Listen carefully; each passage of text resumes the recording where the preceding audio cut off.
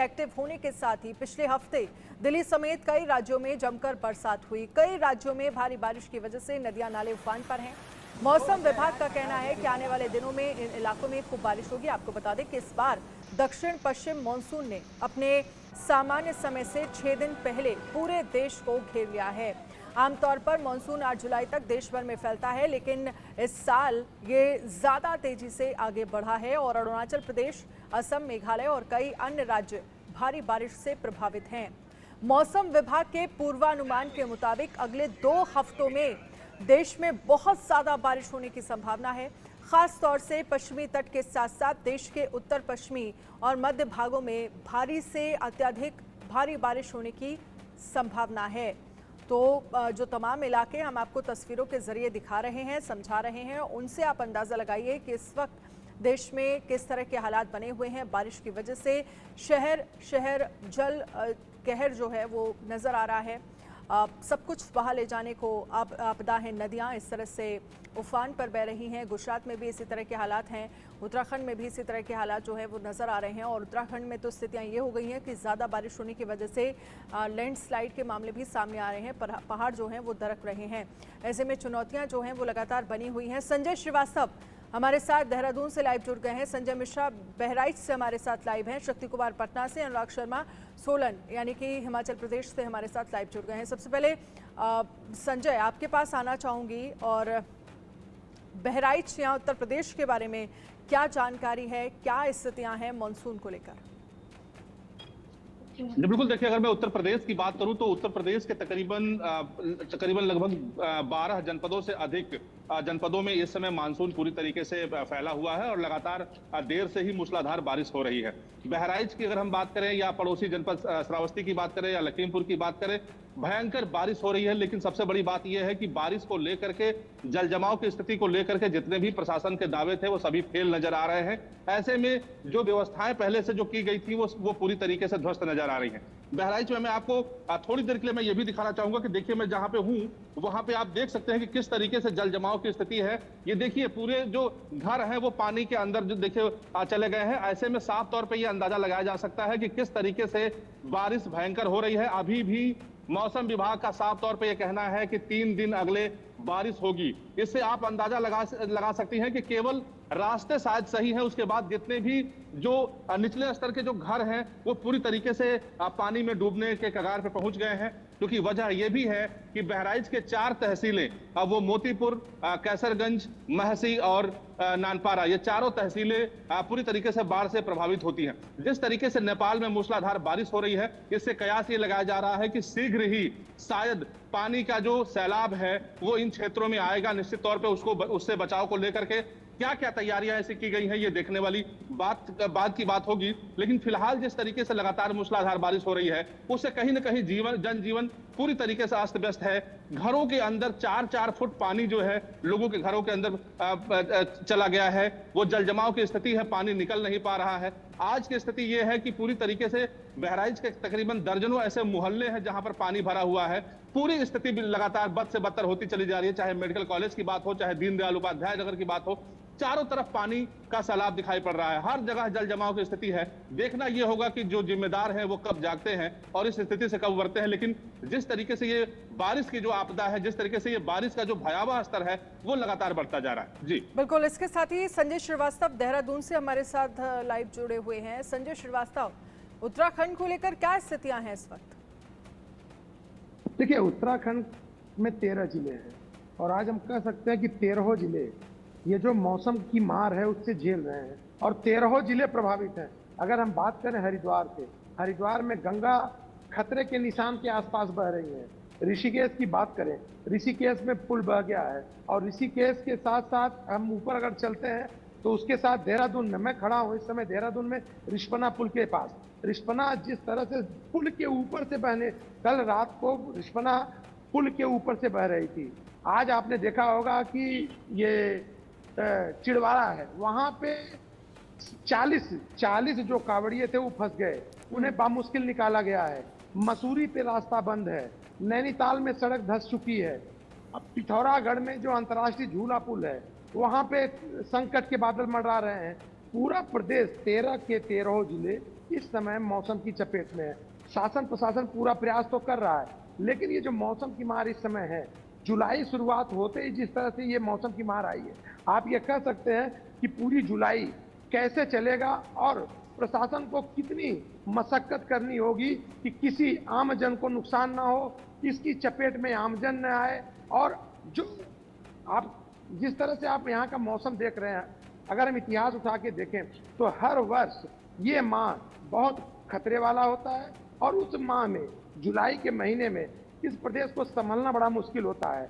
इसलिए शासन प्रशासन भी पूरा मुस्तैद है। आपदा प्रबंधन डेली ब्रीफ कर रहा है। आपदा प्रबंधन के सचिव हटा दिए गए हैं। पिछले दिनों जिस तरह से उन्होंने लापरवाही की थी, नए सचिव रखे गए हैं। तो आप ये कह सकते हैं कि पूरा प्रशासन, शासन प्रशासन के साथ सरकार मुस्तैद है इस जो मौसम की मार है उससे लड़ने के लिए। जी ठीक है, चलिए आपके पास आएंगे संजय श्रीवास्तव। उत्तराखंड की जरा तस्वीरें दिखाते हैं किस तरह के हालात वहां पर बने हुए हैं।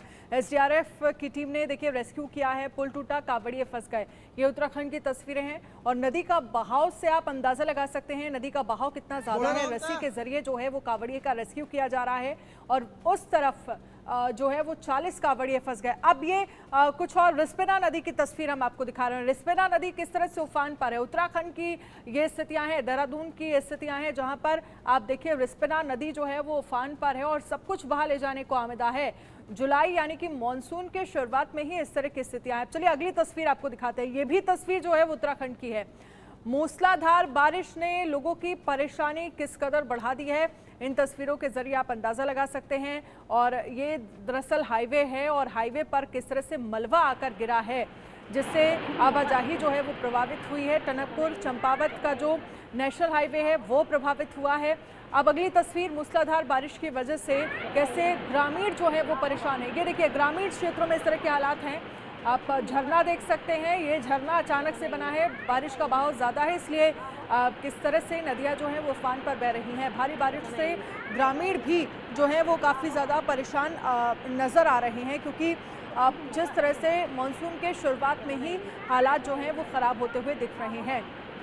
लोगों के घरों में मलबा घुस गया है अब ज़्यादा बारिश होने की वजह से, क्योंकि पानी का जब तेज़ बहाव आता है तो अपने साथ सब कुछ बहा कर लाता है। उसके साथ ही जो मलबा बहकर आया वो लोगों के घरों में घुस गया। ऐसे में लोगों को भी काफ़ी ज़्यादा परेशानियां हैं, लोग अपना घर छोड़ने के लिए मजबूर हैं। भारी बारिश से ग्रामीणों को भी काफ़ी ज़्यादा परेशानी हो रही है। ये तस्वीरें हम आपको पौड़ी की दिखा रहे हैं और जो निचले इलाके यानी कि नदी के आसपास जो लोग रहते हैं उन्हें भी अपने घरों को खाली करने के लिए कहा गया है क्योंकि अगर जैसे ही नदी का जलस्तर जो है वो बढ़ेगा उसके बाद स्थितियाँ जो है वो कहीं भयावह ना हो जाएँ, अनकंट्रोल ना हो जाए, तो पहले से ही ये सूचित किया गया है लोगों को।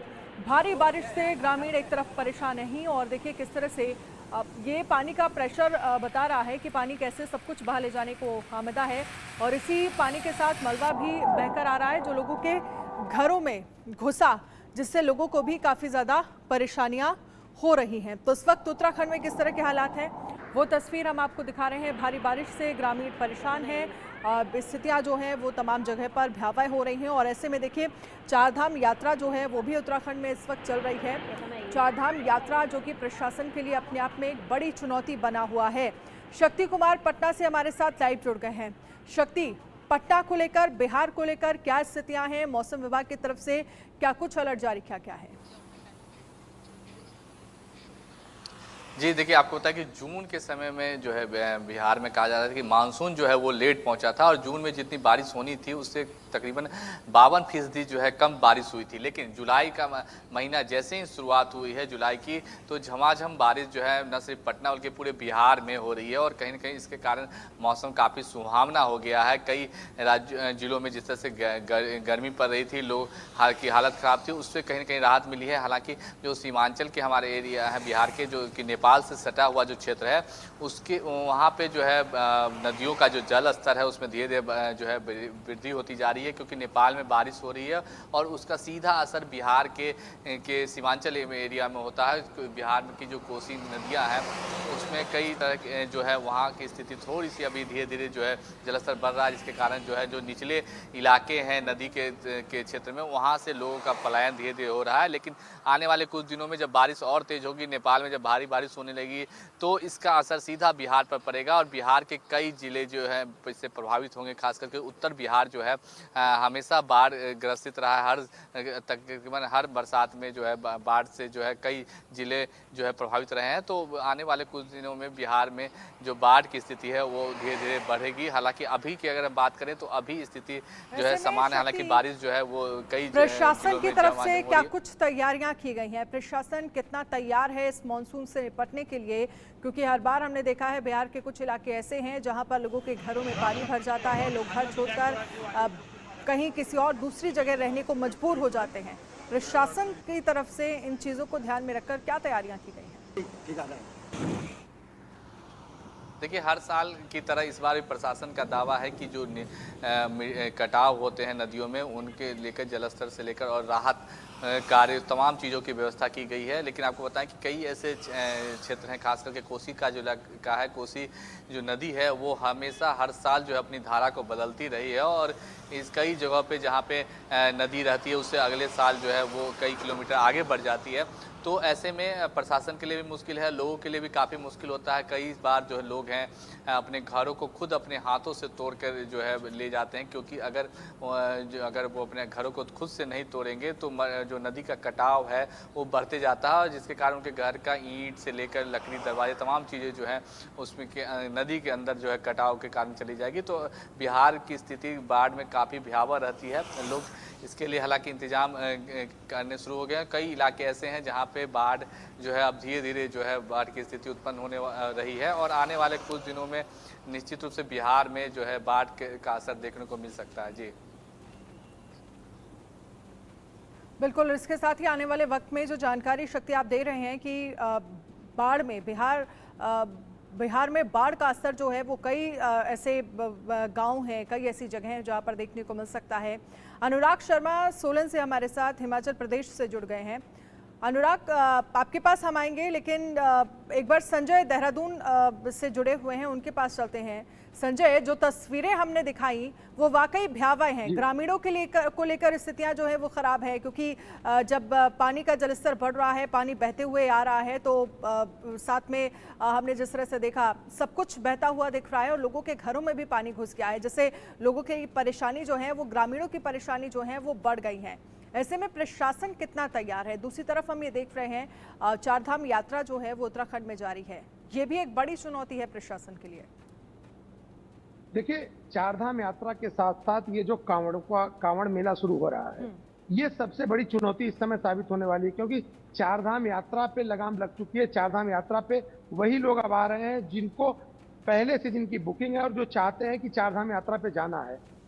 अब मुश्किल ये होगा कि जिस तरह से कांवड़िए आते हैं, जिस तरह से कांवड़ का मेला चलता है, वह जो भीड़ आती है, वह जो भीड़ गंगोत्री यमुनोत्री तक जाती है, उनको कैसे मैनेज किया जाएगा?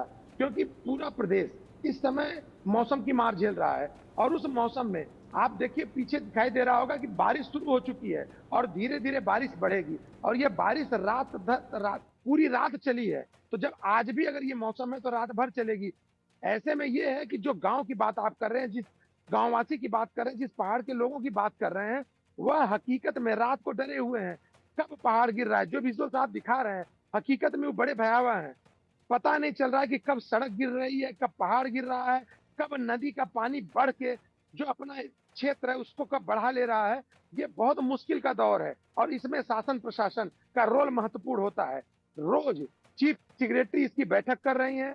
आप ये समझ लीजिए कि आपदा प्रबंधन विभाग जिस तरह से इस बार चौकन्ना नजर आ रहा है, क्योंकि हमेशा ये होता था कि घटना घटने के बाद आपदा प्रबंधन उसको ध्यान देता था, लेकिन इस बार प्रतिदिन चीफ सेक्रेटरी उसकी बैठक ले रही है, ब्रीफ कर रही हैं, बता रही हैं कि कहाँ क्या तैयारी है, सारी ब्रीफ किया जा रहा है और तैयारी के साथ साथ रोज क्या हर शहर में हर जिले में क्या हो रहा है उसकी भी जानकारी दी जा रही है। तो आप ये मान के चलिए, साथ रहिएगा, अपनी बात आगे पूरी करिएगा, लेकिन एक बार जरा हिमाचल प्रदेश की भी तस्वीरें हम दिखा देते हैं और समझा देते हैं अपने दर्शकों को कि हिमाचल प्रदेश में किस तरह के हालात हैं।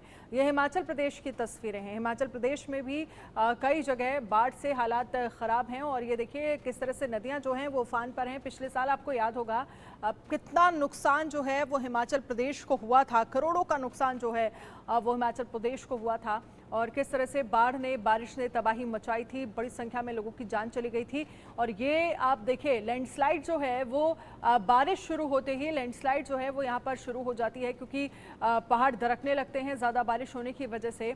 और ये देखिए जाम लगा हुआ है क्योंकि आगे सड़क बंद है, बारिश होने की वजह से, लैंडस्लाइड होने की वजह से बड़ी संख्या में देखिए आप लोग जो हैं वो यहाँ पर सड़कों पर खड़े हुए हैं। और फिर यहाँ पर अचानक से जो पहाड़ दरका, सारा मलबा जो है वो सड़क पर आया, जिससे सड़क पर आवाजाही जो है वो पूरी तरह से प्रभावित हुई। अब ये देखिए तस्वीरें, लोग जान जोखिम में डालकर नदी पार करते हुए गाड़ी से नजर आ रहे हैं।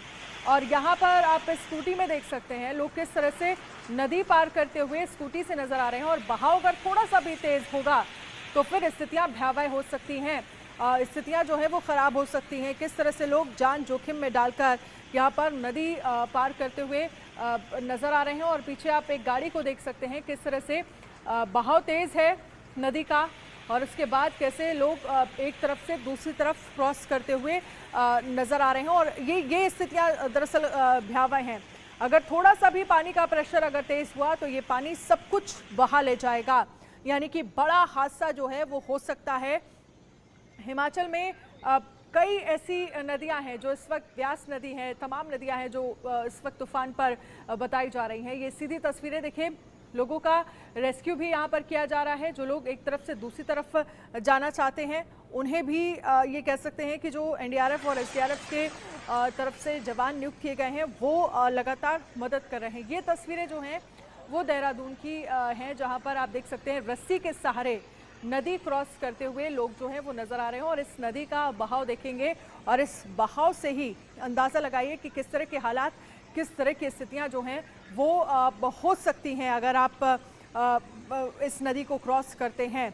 कोई किसी तरह की कोई चूक अगर हो जाती है तो फिर हालात ख़राब हो सकते हैं। हमारे साथ लगातार संवाददाता बने हुए हैं, हम हिमाचल से अपने संवाददाता अनुराग शर्मा से भी जुड़ने की कोशिश कर रहे हैं। लेकिन संजय, एक बार फिर से आपके पास आ जाते हैं। लगभग हर साल इसी तरह की स्थितियां हम देखते हैं। अनुराग हमारे साथ जुड़ गए हैं हिमाचल प्रदेश से, सोलन से। अनुराग, हिमाचल प्रदेश को लेकर क्या स्थितियां हैं इस वक्त? पिछले साल हमने देखा था बाढ़, बारिश ने जमकर तबाही मचाई थी।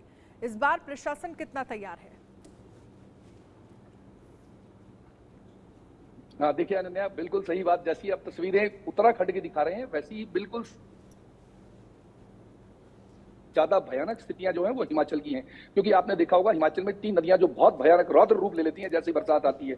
भले हम पार्वती नदी की बात करें, सतलुज की बात करें, चाहे हम व्यास नदी की बात करें। जो मंडी का साथ का इलाका है, अगर आपने देखा होगा वो 7 मील की तस्वीरें थी, जिसमें हिमाचल का बहुत बड़ा एरिया जो है वो इम्पैक्ट होता है जब भी बारिश आती है। और अभी फिलहाल अगर हम बात करें 2 दिन से जो लगातार अनन्या इतनी भारी बारिश हुई है, और सबसे बड़ा जो इस बार एटमॉस्फेयर में जो चेंज हम लगातार 2 सालों में देख रहे हैं वो ये है कि पॉकेट्स में बारिश हो रही है। और सबसे बड़ी बात कि वो बड़ा इरेटिक बिहेव कर रही है। आज ज्यादा बारिश है, 2 किलोमीटर के बाद बारिश नहीं है, उसकी वजह से भी हमने वो देखा है। सस्ता जब भी हम पिछले साल की बात करें अनन्या, तो पिछले साल की भी तबाही हो पाई है। और उसके बाद अब जो है दोबारा जो है बारिश होने लग गई है। और सरकारी दावे जितने भी मर्जी कहें कि सरकार ने ये काम कर दिया, एनएचआई ने ये काम किया, बिल्कुल स्थितियां बिल्कुल विपरीत हैं।